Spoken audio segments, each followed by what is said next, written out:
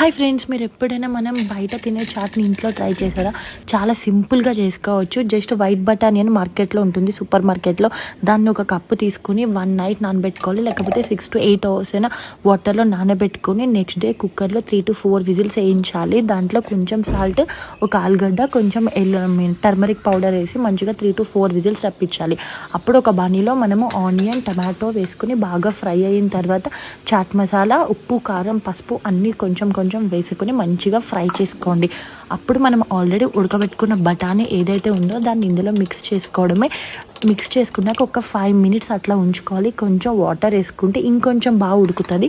అట్లా ఉడికిన తర్వాత మంచిగా ఒక 5 minutes తర్వాత మనం సర్వ్ చేసుకుంటే సరిపోతుంది. అప్పుడు అందులో సన్నకర్పూస, కొంచెం ఆనియన్, టమాటో, లెమన్ వేసుకుని తింటే ఉంటుంది, సూపర్ ఉంటుంది. డెఫినెట్గా ట్రై చేయండి. మీకు ఎట్లా అనిపించిందో కామెంట్ చేయండి. Thank you.